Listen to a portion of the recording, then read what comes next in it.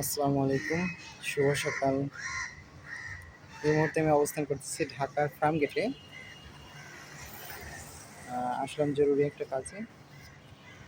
পিছনে ইসলামিয়া চক্ষু হাসপাতাল, এখানে মূলত আসা। আমার এক নিকট আত্মীয়কে নিয়ে আসছি এখানে।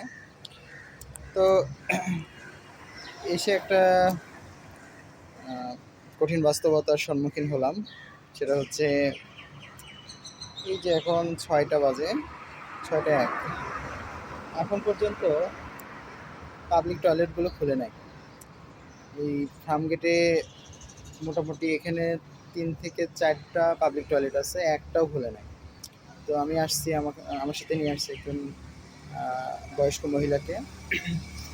তিনিও মূলত আসলে খুব সমস্যা ফেস করছেন। তো যাই হোক, অবশেষে সেই সমস্যা থেকে মুক্ত হয়েছে। ব্যাপারটা হচ্ছে, প্রথমত পাবলিক টয়লেটগুলো খোলা নাই, এবং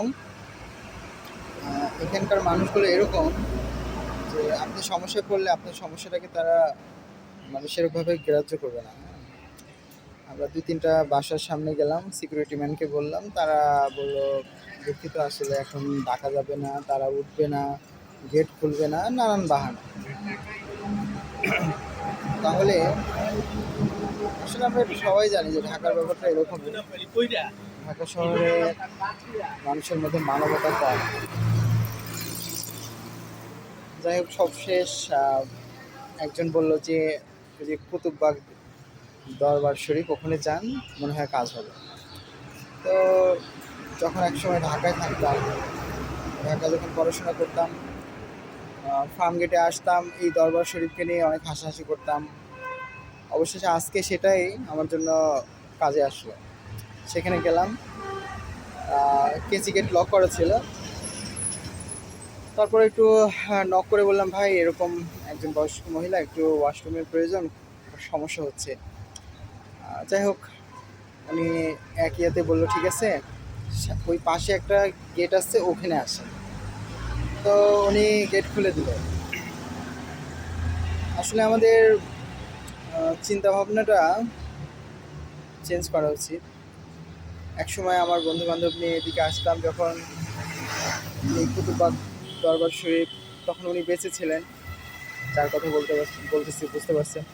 বলতাম যে অনেক মোটা, এত খায়, হাবিজাবি। বাট সেই মানুষটার প্রতিষ্ঠানই হয়তো আজ আমার কাজে আসলো, উপকারে আসলো।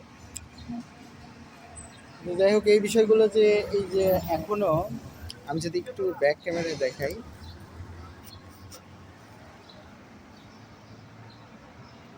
ওই যে দেখতে পাচ্ছেন পাবলিক টয়লেট, ওখানে কিন্তু এখনো 2-3 জন বসে আছে, মানে টয়লেটে যাওয়ার জন্য বসে আছে আসলে। তো আমরা সারা রাত জার্নি করছি, চোখ মুখ দেখে বুঝতে পারছেন। তো এরকম সময়ে এই জিনিসগুলো বন্ধ থাকা কতটা যৌক্তিক জানি না। এই ফার্ম গেটে কিন্তু 3-4টার একই অবস্থা, সবগুলোই বন্ধ। তো এই হচ্ছে ঢাকার অবস্থা।